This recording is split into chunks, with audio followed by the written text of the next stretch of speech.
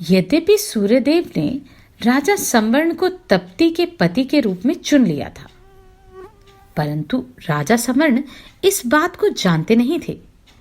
कितने यत्नों के बाद राजा संवर्ण ने तप्ती को प्राप्त किया, जानते हैं इस अध्याय में।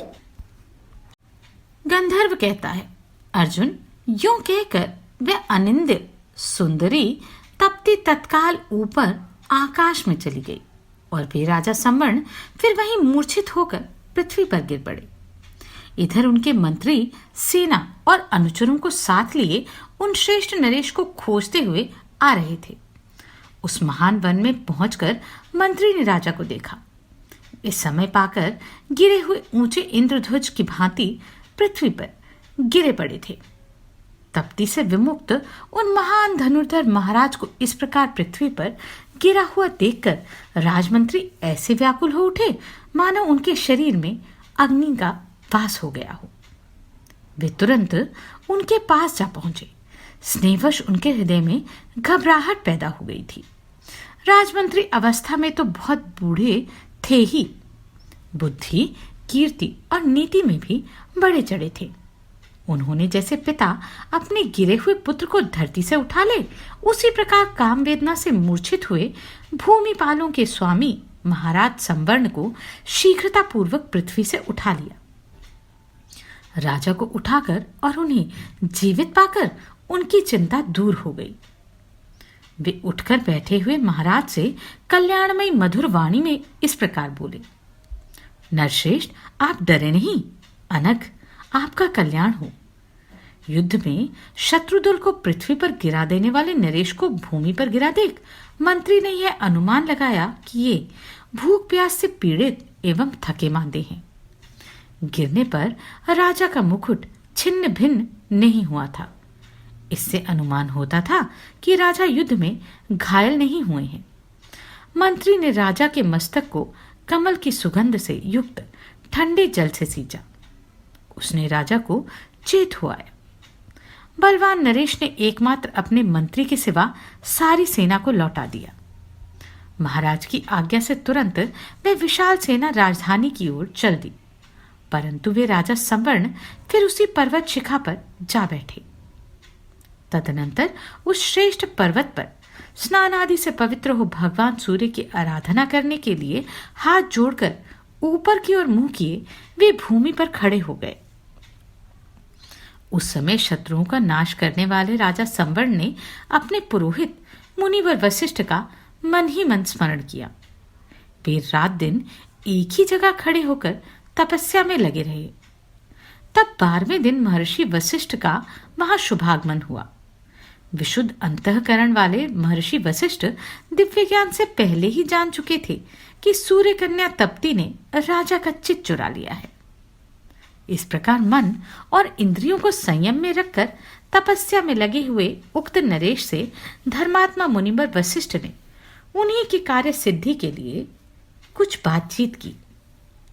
उक्त महाराज के देखते देखते सूर्य के समान तेजस्वी भगवान वशिष्ठ मुनि सूर्यदेव से मिलने के लिए ऊपर को गए।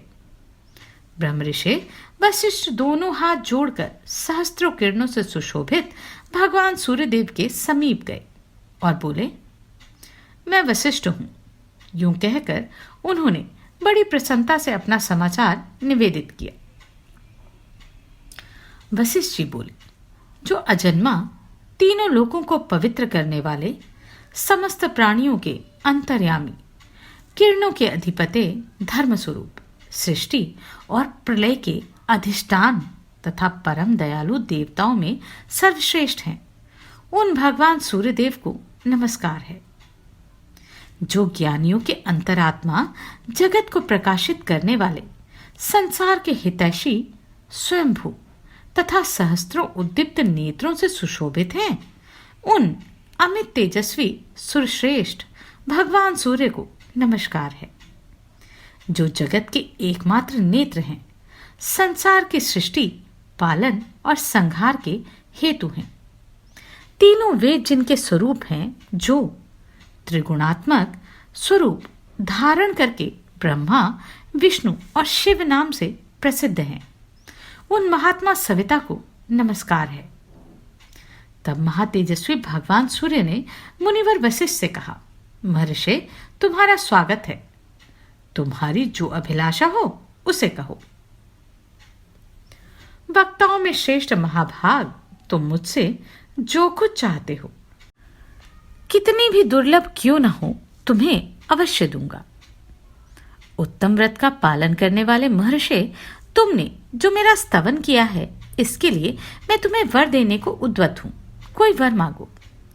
तुम्हारे द्वारा कही हुई यह स्तुति भक्तों के लिए निरंतर जप करने योग्य है। मैं तुम्हें वर देना चाहता हूं। उनके यूं कहने पर महातपस्वी मुनिवर वशिष्ठ मरीचमाली भगवान भास्कर को प्रणाम करके इस प्रकार बोले, विभावसो, यह जो आपकी तप्ती नाम की पुत्री एवं सावित्री की छोटी बहन है, इसे मैं आपसे राजा संवरण के लिए मांगता हूं।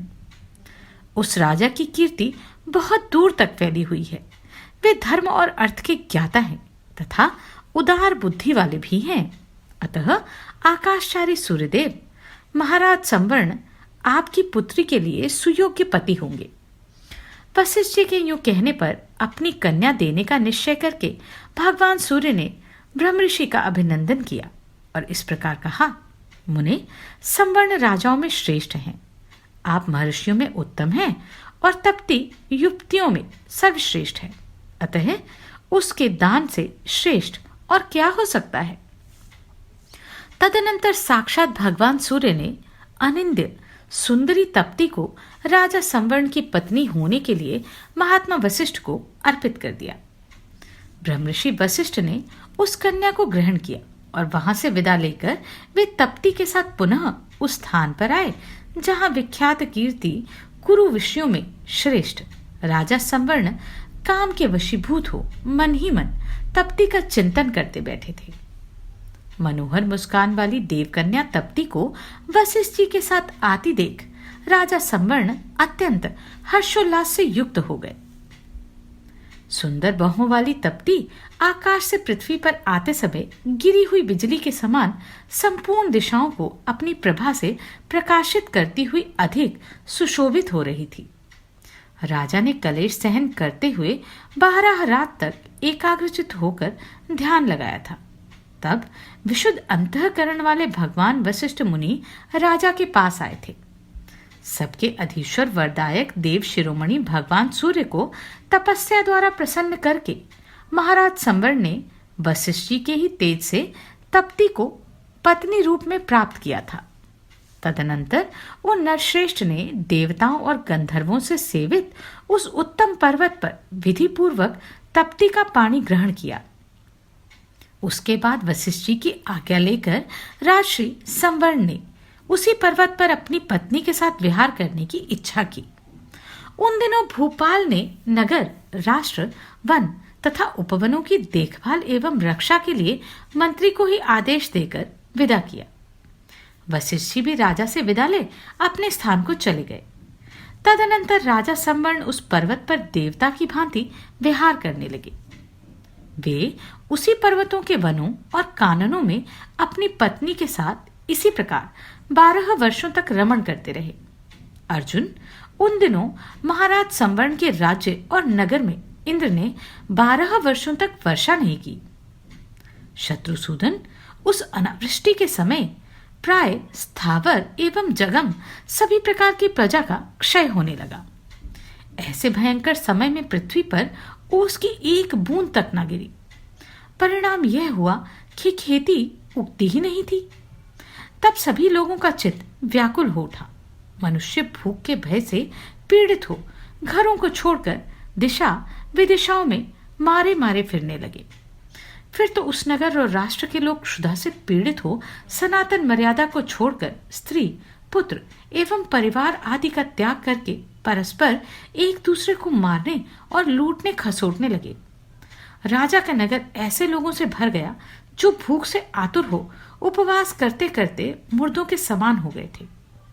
उन नरकंकालों से परिपूर्ण उस नगर में प्रेतों से घिरे हुए यमराज के निवास स्थान सा जान पड़ने लगा।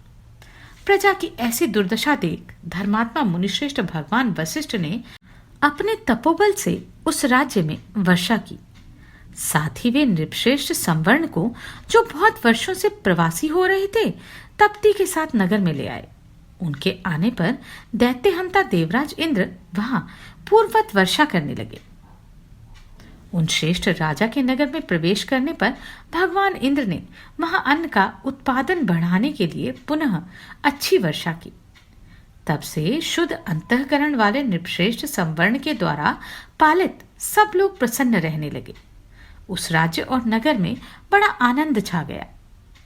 तदनंतर तप्ती सहित महाराज संवर्ण ने शची के साथ इंद्र के समान सुशोभित होते हुए 12 वर्षों तक यज्ञ किया।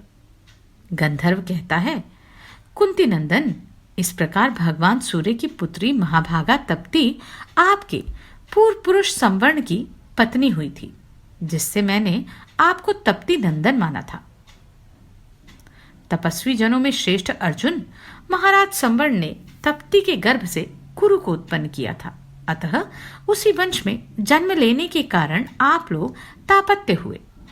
भरत श्रेष्ठ, उन्हीं कुरु से उत्पन्न होने के कारण आप सब लोग कौरव तथा कुरुवंशी कहलाते हैं। इसी प्रकार पुरु से उत्पन्न होने के कारण पौरव, अजमेर कुल में जन्म लेने से आजमीर तथा भरत कुल में उत्पन्न होने से भारत कहलाते हैं। इस प्रकार आप लोगों की वंश जननी तप्ती का सारा पुरातन वेदांत मैंने बता दिया। अब आप लोग पुरोहित को आगे रखकर इस पृथ्वी का पालन एवं उपभोग करें। अर्जुन सहित पांडव पांचाल देश की ओर निकले थे। मार्ग में उन्हें विचित्र विचित्र घटनाओं के द्वारा अपने पूर्वज राजा संवर्ण के बारे में कथा ज्ञात हुई। वहां तक पहुंचते पहुंचते उन्हें अपने पूर्वजों के बारे में और क्या क्या ज्ञात हुआ, यह गंधर्व ने उन्हें और क्या क्या सलाह दी, जानते हैं अगले अध्याय में।